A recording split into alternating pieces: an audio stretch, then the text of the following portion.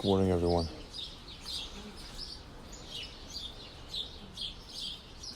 Love listening to the birds. Before I was a Christian, I hated listening to the birds. They're always annoying. Probably because I was drunk the night before and I woke up with a hangover. Hated hearing how joyful they were. I hated hearing them talk. But now, I love it.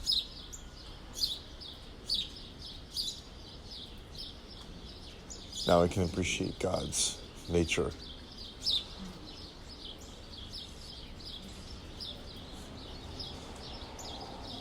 Scripture says that all of nature showcases, in a sense, it reveals God's glory. All of nature. And that's why people say they go into the woods to find God, but really what they're doing is they're trying to separate from what we were never meant to be. Busy in the sense of distractions. Not busy working. God blesses hard workers. But busy in the sense of distractions. This whole world is full of distractions. But God never stopped talking to us now. He's calling out to us. Saying, my children, hear what I have to say.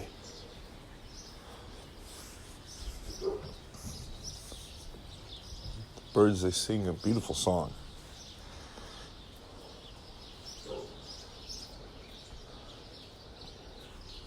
Beautiful song.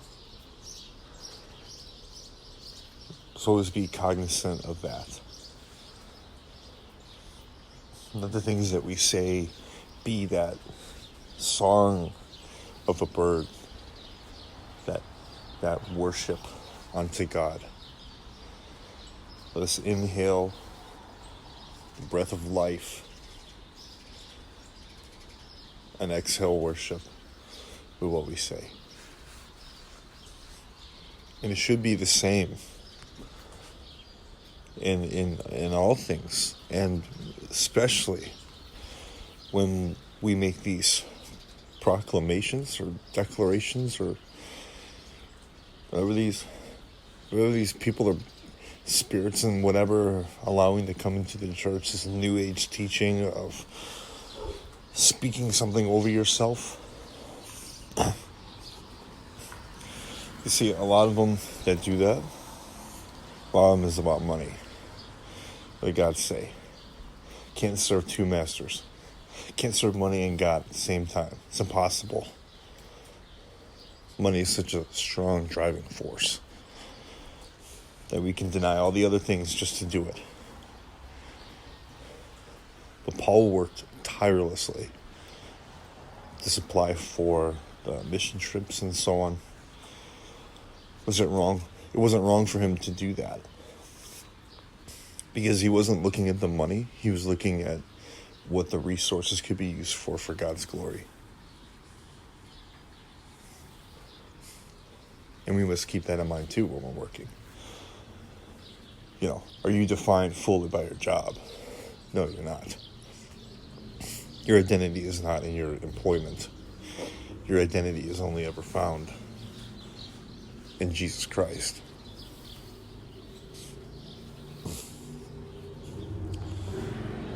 So when they're saying,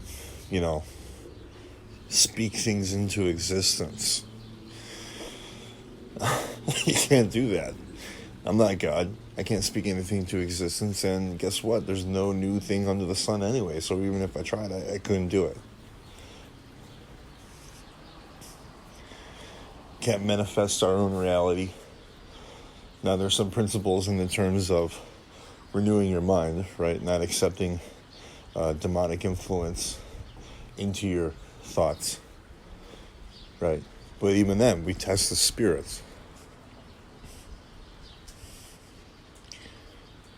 We test them. Jesus Christ come in the flesh. Is he the Messiah of all men? Is he the Redeemer? Yes, he is. Spirits that don't say that, they're not of God. They run away. The one that is of God. And you can literally ask them. Thought comes in your head, it's all weird. Ask them that. And if it's not of God, if you're just trying to figure it out, that spirit will leave. Can't recognize that Jesus Christ is the Messiah. Can't recognize that Jesus Christ came in the flesh to redeem humanity. Can't do it. Doesn't want to acknowledge it because they know what their end result is. They can't speak that truth because it's not. They don't recognize it. They've turned away from what they were first created to be, servants of God. So when you see these people, they're proclaiming things over their lives. They're saying, I am powerful. I am strong. Even when they say, I am redeemed, or let everything that we say in that regard ever be for God's glory.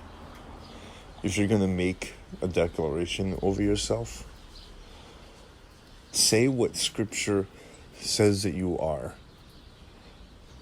and who God says that you are, but not of self. You see, the perversion is this whole I am thing. Perversion is, I am. Jesus said, I am who I am. And all the other servants in Scripture ever said, here am I. So see, there's a submission there. There's not a declaration of self-empowerment, which is what they're trying to do now. Self-empower. It's a very New Age teaching. It goes back a while. We should not adhere to that as children of God. You're going to say, even I am redeemed. It's put it in a sense of worship. Thank you, Lord, for redeeming me.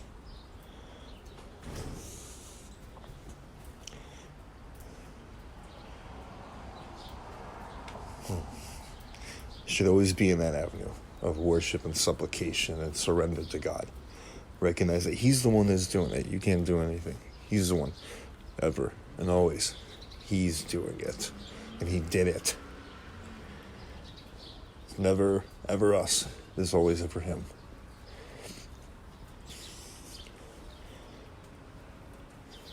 Although we've been given dominion over the animals, I don't understand why we think that we created them, or that we're greater than them in the sense of creation of what God has made. Do you think they sing the songs to the houses or to themselves? No, the birds sing their songs unto the Lord, because they're created to worship Him, created to glorify Him. And likewise with us. Let all things that we do and say give glory to God and not to ourselves. For we can never save ourselves. It was only ever Him. Thank you, Lord, for saving me. Lord, thank you for your perfect work on the cross. Thank you, God, for making a way for me to come know you.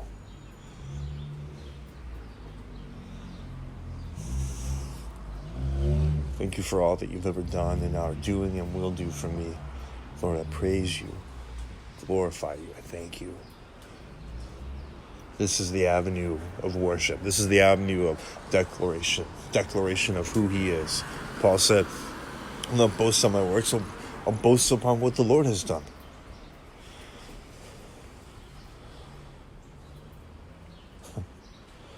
It's so good. It may seem silly to say, to take it off of self, but that's what God was calling us to do the whole time, is deny ourselves and choose Him, follow Him, for He is the good shepherd.